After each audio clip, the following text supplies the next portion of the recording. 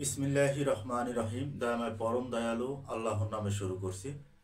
প্রশংসা সেই মহান প্রতিপালক আল্লাহর, যিনি এক অদ্বিতীয়, যাকে তন্দ্রা অথবা নিদ্রা স্পর্শ করে না, যিনি সারা পৃথিবী পরিচালিত করতে কখনো ক্লান্তি বোধ করেন না। সেই সুমহান স্রষ্টার নামেই শুরু করছি আজকের আলোচনার শুরুতেই যারা আমার এই ভিডিওগুলি দেখেন বা শোনেন, সকলের প্রতি আমার ঐশী বাণী সহ স্বর্গীয় সালাম।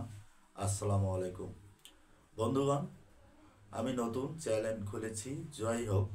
আমার ভিডিওগুলি যারা দেখেন, যাদের ভালো লাগবে, তারা আমার চ্যানেলটি সাবস্ক্রাইব করবেন, লাইক, কমেন্ট এবং বেশি বেশি শেয়ার করবেন বন্ধুদের মাঝে, যাতে তারা ভালো কিছু শুনতে পারে, বুঝতে পারে।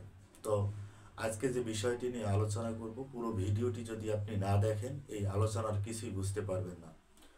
অন্তত ইসলামিক আলোচনার ক্ষেত্রে বিষয়টা কিন্তু খুবই সেন্সিটিভ। কারণ আপনি যদি আলোচনার স্কিপ করে যান, তাহলে সেক্ষেত্রে কিন্তু আপনি আলোচনাটা বুঝতে পারবেন না। তাহলে পুরো ভিডিওটা মনোযোগ সহকারে দেখুন। বিভিন্ন বাজে কাজে অযথা সময় অনেক নষ্ট করে ফেলেছেন। তো আমি মনে করি আজকের আমার এই ভিডিওটি দেখলে আপনার বাজে সময়টা যে নষ্ট হওয়ার ছিল, সেটি নষ্ট হবে না।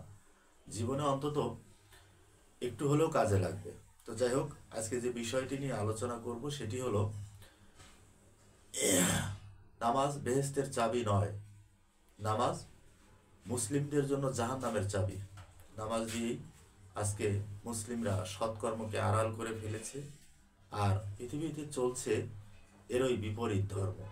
আজকে আমাদের বাপদাদারা যা বলছে, আমাদের মোল্লারা যা বলছে, আমরা তাই করে যাচ্ছি। আমরা কোরআন খুলে দেখি না আল্লাহ কি বলেছে।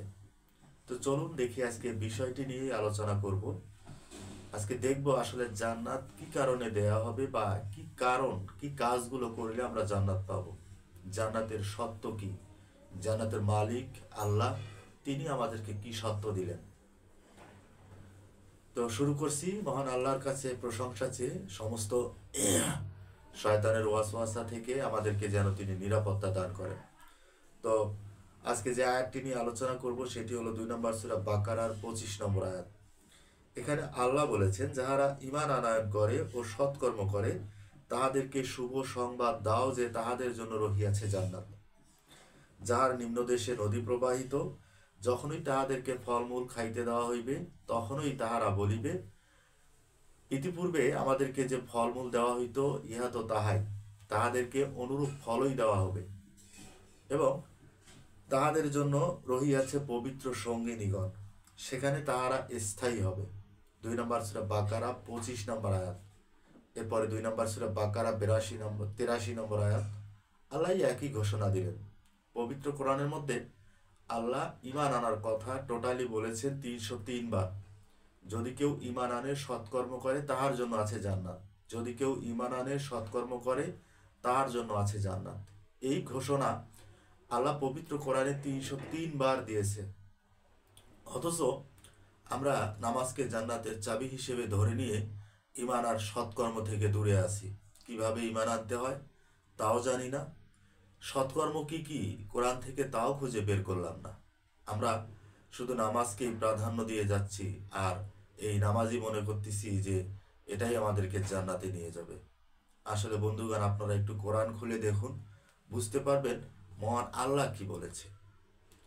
তো যাই হোক, এখানে আল্লাহ পবিত্র কোরআনে স্পষ্টভাবেই বললেন, যারা ঈমান আনবে এবং সৎকর্ম করবে তাদের জন্য আছে জান্নাত। তাহলে ঈমানটা কি, এই সম্পর্কে আপনাকে আগে জানতে হবে।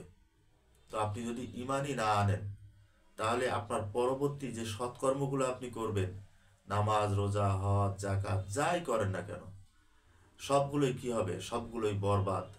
কোনোটারই আপনার মূল্য থাকবে না। কারণ আপনি প্রথম স্টেজেই ভুল, আপনি ঢুকতেই যদি ভুল করে ফেলেন, তাহলে সেই কাজ আপনার ফলপ্রসূ হবে না। কারণ আপনি ভুল দিয়েই প্রবেশ করলেন, সেই কাজ আপনার ফলপ্রসূ হবে না।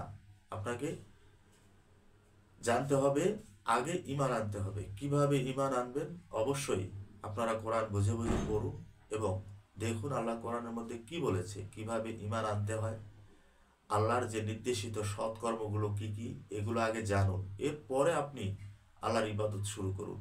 আল্লাহ আপনাকে আগে বলেনি যে আমার কাজ করো। পৃথিবীতে আপনি যে কাজই করেন না কেন, প্রত্যেকটা কাজেরই একটা সিস্টেম আছে।